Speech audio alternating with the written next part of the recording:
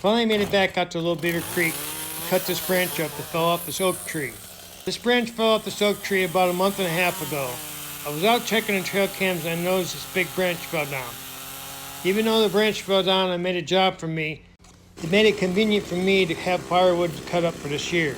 Last year I was scavenging through the woods to try to find some decent firewood. Mostly all I could find was small branches to cut up, and I wanted to get it all cut up before the cold sets in. I was out in the snow last winter cutting firewood up, and I want to repeat the same thing. Between this firewood and the firewood I got from my good friend, I think I'm going to have enough good firewood to make it through this winter. Now, I already started splitting up some of the firewood I got from my good friend. I had to leave it dry out a little bit. It was pretty wet on the inside. It's not going to be too good to burn if it's wet. I'm going to leave a lot of it lay out for a couple days in the sun and the wind. Hopefully it dries out enough by the time I get ready to use it. A couple weeks ago I was telling my good friend about my chainsaw wasn't cutting very good through big pieces. He took a look at it, sharpened the chain, and got it going good. Now it cuts through these big pieces like cutting through butter. Now there is another larger branch behind the tree that fell down also. After I cut that one up, I think I'm going to have enough firewood for a whole year.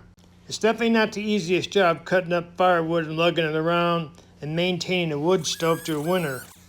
Now when I grew up on the homestead, my parents had an old Ben Franklin stove and we always cut wood and kept that thing going through the winter. I love the heat that the wood stove puts off. It seems like it's way warmer than what you get from a regular furnace. It's definitely a lot of work to cut all this wood up and get it prepared to burn. It makes it worth it because you do save a little bit on the gas bill. The wood stove I'm using now is a potbelly stove from the late 1900s. I restored it and put a good coat of paint on it a couple years ago. It doesn't burn up near as much wood as the Ben Franklin. I used to have one of them when I first started burning wood here. They seem like they burn up a lot more wood than this potbelly stove does. Usually every year, about 3 or 4 times, I'll take the chimney out and clean it out. I don't want no chimney fires or no problems like that, so a little extra work cleaning the chimney out is fine with me.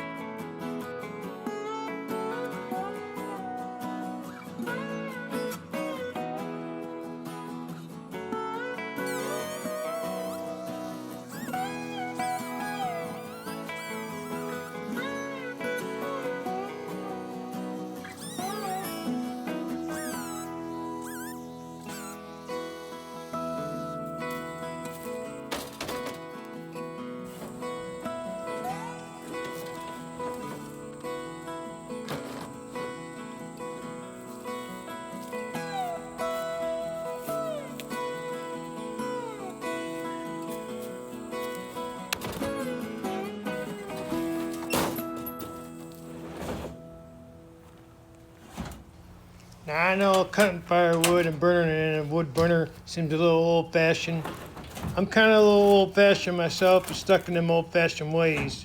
I appreciate the Little Beaver Creek providing me with firewood to keep me warm through the winter.